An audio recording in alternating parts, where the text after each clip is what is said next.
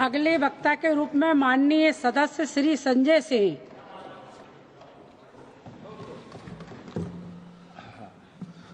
धन्यवाद महोदय, आपने मुझे इस अति महत्वपूर्ण बिल पर अपनी बात कहने का मौका दिया। मैं सरकार का पक्ष सुन रहा था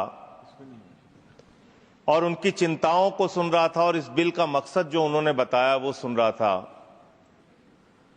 निश्चित रूप से महोदय, भारत की सुरक्षा सर्वोपरि है। राष्ट्र की सुरक्षा से किसी भी प्रकार का कोई समझौता नहीं होना चाहिए। देश के अंदर किसी को भी अवैध तरीके से घुसपैठ करने की इजाजत नहीं होनी चाहिए। देश के अंदर कहीं भी अवैध घुसपैठिया नहीं होना चाहिए।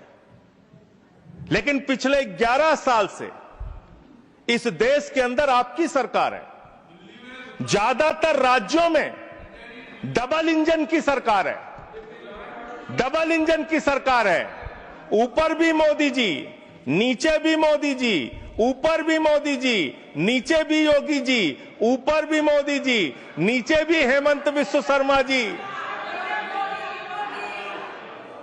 चारों तरफ महामानव की सरकार महोदय, महामानव की सरकार।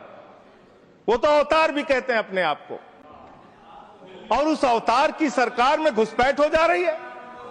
11 साल से हिंदुस्तान के अगर किसी कोने में अवैध घुसपैठिया है, अवैध रूप से कोई नागरिक रह रहा है, तो उसके लिए सीधे तौर पे भारतीय जनता पार्टी की सरकार और प्रधानमंत्री नरेंद्र मोदी जिम्मेदार है, कोई दूसरा जिम्मेदार नहीं है। बॉर्डर की सुरक्षा महोदय किसके पास है? बॉर्डर की सुरक्षा गृह मंत्रालय के पास है। बीएसएफ लगी हुई है वहां पे। चीन घुसपैठ कर रहा है। हम लोग चिल्लाते हैं, बोलते हैं, आपको उसके बारे में बोलने की फुर्सत नहीं। गलवान घाटी में हमारे 20 जवान शहीद हो गए, लेकिन शर्म आती है उस चीन के साथ आपने अपना व्यापार बढ़ाने का काम किया है, हिंदुस्तान का रुपया उन तक पहुंचाने का काम किया है। देश के बॉर्डर की सुरक्षा आपके जिम्मे है। मैं बड़ा हास्यास्पद तर्क सुन रहा था, बहुत ही हास्यास्पद तर्क। यहां टीएमसी के हमारे मित्र बैठे हुए हैं, कह रहे थे बॉर्डर लगा हुआ है बंगाल के साथ, बॉर्डर लगा हुआ है आसाम के साथ, त्रिपुरा के साथ। उस समय कांग्रेस की सरकार थी, टीएमसी की सरकार थी, फला थी, डिमका थी। आधार कार्ड बन गया।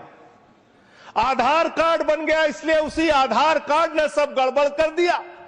और उसी आधार कार्ड की वजह से एक बांग्लादेशी घुसपैठिया बंगाल से चला, आसाम से चला, त्रिपुरा से चला, झारखंड पार किया, बिहार पार किया, यूपी पार किया, दिल्ली आ गया।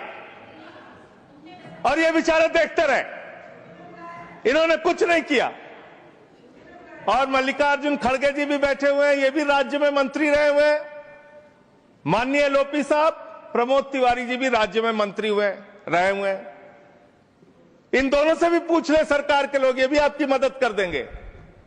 किसी राज्य के अंदर कोई व्यक्ति आ गया तब उस राज्य सरकार की जिम्मेदारी होती है। लेकिन मुझे लगता है आजकल पूरा का पूरा गृह मंत्रालय सुपरमैन की पिक्चर देख रहा है। पूरे भाजपाई सुपरमैन की पिक्चर देख रहे हैं। और कैसे देख रहे हैं? 50 किलोमीटर की सुरक्षा बीएसएफ के पास है। बंगाल में 50 किलोमीटर की सुरक्षा बीएसएफ के पास है।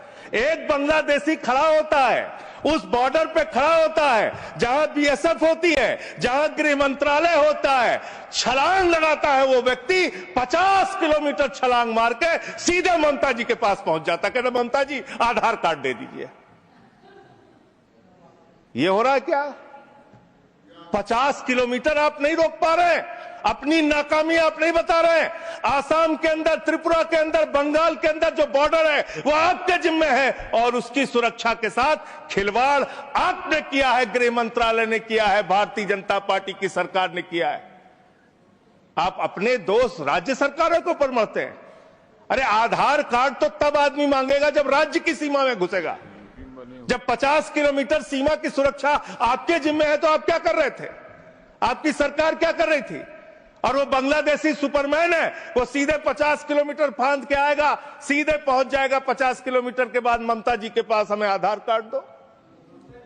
ये कैसा तर्क है? ये कैसा तर्क है? और आपने कहा भारत के अंदर कोई भी नागरिक अवैध पासपोर्ट, अवैध वीजा लेके नहीं रह सकता। लेकिन मैं दूसरी बात आपसे पूछना चाहता हूं, इसका मैं समर्थन करता हूं, बिल्कुल नहीं रह सकता। लेकिन जो हिंदुस्तान के डकैत आज विदेशों में बैठ के हमको चिढ़ाने का काम कर रहे हैं, जिन्होंने हमारी बैंकों को लूटा है, जिन्होंने आम आदमी का पैसा लूटा है, वो 20,000 करोड़ की लूट करने वाला नीरव मोदी और मेहुल चौकसी कई वर्षों से हिंदुस्तान छोड़ के बाहर बैठा हुआ है, चिढ़ा रहा है इस देश को। उस डकैत को आप पकड़ के अब तक क्यों नहीं ला पाए? जवाब दीजिए, क्यों नहीं उसका पासपोर्ट जब्त किया आपने? ललित मोदी आपका दोस्त, आपके नेताओं ने उसको भगाया हिंदुस्तान से। 3,000 करोड़ रुपए हिंदुस्तान की बैंकों का लूट के विदेशों में बैठा हुआ है, क्यों नहीं आज तक आप उसको वापस ले पाए? विजय माल्या 9,000 करोड़ रुपए हिंदुस्तान का लूट के, हिंदुस्तान के बैंकों का लूट के, हिंदुस्तान के आम आदमी का पैसा लूट के 9,000 करोड़ रुपए विजय माल्या विदेशों में बैठा हुआ है, आपको चिढ़ाता रहता है। तिहाड़ जेल की, माननीय तिहाड़ जेल की विषय पे ही बोल रहा हूं महोदया, विषय पे ही बोल रहा हूं, विषय पे इन्हीं लोगों से सीखा है, इन्हीं लोगों से सीखा है महोदया। वो Vijay Mallya, I am not eluding sir, I am not eluding madam, I am not eluding. मंत्री जी को बोलने तब दिया जाए जब मैं एल्ड कर रहा हूं। आई एम नॉट एल्डिंग मैडम। अगर बिल से बाहर ही बोल रहे हैं तो बिल से बाहर भी सुनने के लिए तैयार रहे। एकदम ठीक है, जब आपका मौका आएगा आप बोलिएगा। महोदया, हम लोगों ने टीवी चैनल पे खबर देखी, विजय माल्या आएगा, तिहाड़ के बैरक में रहेगा, यहां पे उसका रोका जाएगा, यहां उसको सजा दी जाएगी। टीवी चैनल वाले खबर चला रहे थे और ये लोग भी बोल रहे थे विजय माल्या को लाएंगे। 9,000 करोड़ रुपए की लूट करने वाला विजय माल्या आज विदेशों में बैठ के चिढ़ा रहा है। और एक ललित मोदी है, उसने कौन से देश की, संजय रावत जी मुझे तो नाम में भूल गया है, बानुआतू की नागरिकता ले लिया उसने।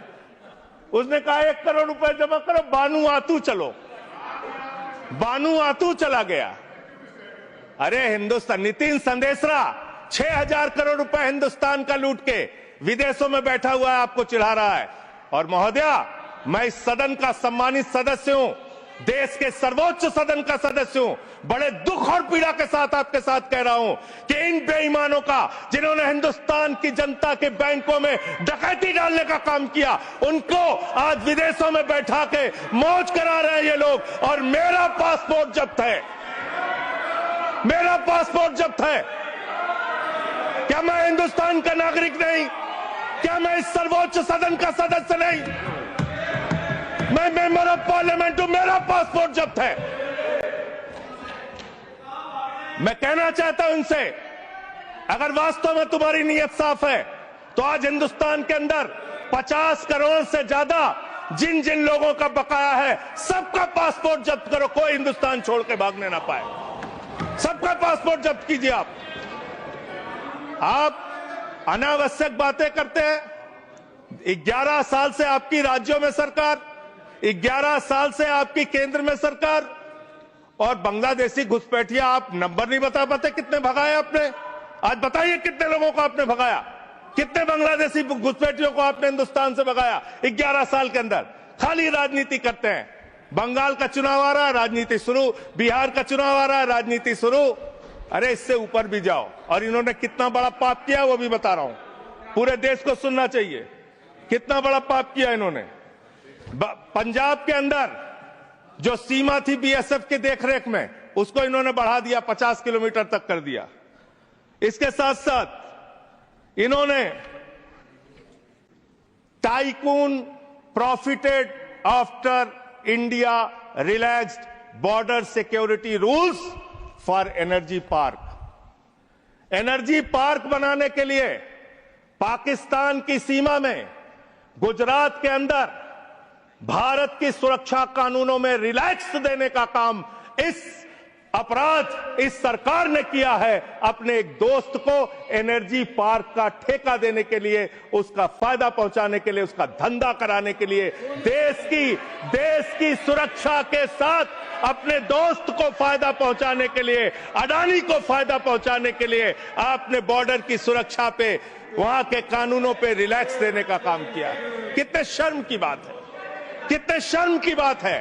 एक दोस्त के लिए देश की सुरक्षा के साथ आप समझौता करते हैं। आप बोलेंगे आप वो लोग हैं जिन्होंने हमारे भारत के नागरिकों का अपमान किया। अमेरिका ने 144 करोड़ की आबादी वाला हिंदुस्तान, दुनिया का सबसे बड़ा लोकतंत्र हिंदुस्तान, दुनिया में भारत की बात जब आती है तो राष्ट्रपिता महात्मा गांधी से हमारी पहचान, भारत की बात जब आती है तो गौतम बुद्ध से हमारी पहचान, बाबा साहब डॉक्टर भीमराव अंबेडकर के संविधान से हमारी पहचान। लेकिन मुझे शर्म आती है कि हमारे नागरिकों को अमेरिका ने हाथ में हथकड़ी, पैरों में बेड़ी बांध के हिंदुस्तान की धरती पे पहुंचाया और आपको शर्म नहीं आई। आप हंस रहे थे, आप मजाक उड़ा रहे थे हमारे नागरिकों का। और हिंदुस्तान के अंदर जो हमारे नागरिक लाए गए अमृतसर के अंदर, उनको हथकड़ियां बांध करके जब उतारा गया, मान्यवर महोदया, जब उनको उतारा गया तो प्रधानमंत्री भी वहां उस वक्त थे, लेकिन उन्होंने सवाल नहीं खड़ा किया। जब उनको यहां उतारा गया उसके बाद उनको कैदियों के वैन में बैठा के हरियाणा छोड़ा गया। ये कर रहे हो आप लोग, ये कर रहे हो आप लोग। बॉर्डर की सुरक्षा के साथ सबसे ज्यादा खिलवाड़ करने का काम इस देश में, घुसपैठियों को सबसे ज्यादा पनाह देने का अब पाप अगर किसी पार्टी ने किया है तो उस पार्टी का नाम है भारतीय जनता पार्टी और उस सरकार का नाम है मोदी सरकार और उसका गृह मंत्रालय। फालतू की बातें मत करो, फालतू के बातें करना बंद करो। देश के अलग अलग दुनिया के अलग अलग हिस्सों में अगर इस देश की बैंकों को लूटने वाले चंद पूंजीपतियों को बिठाने का, मौज उड़वाने का अपराध अगर किसी ने किया है तो नरेंद्र मोदी की सरकार ने किया है, एनडीए की सरकार ने किया है, आप लोगों ने किया है। आपको बोलने का कोई अधिकार नहीं है। हम राष्ट्रभक्त थे, हैं और रहेंगे। आपसे किसी भी प्रमाण पत्र की जरूरत नहीं है। आप लोगों का इतिहास हिंदुस्तान की आजादी के आंदोलन में गद्दारी का इतिहास रहा है। बहुत बहुत धन्यवाद महोदय।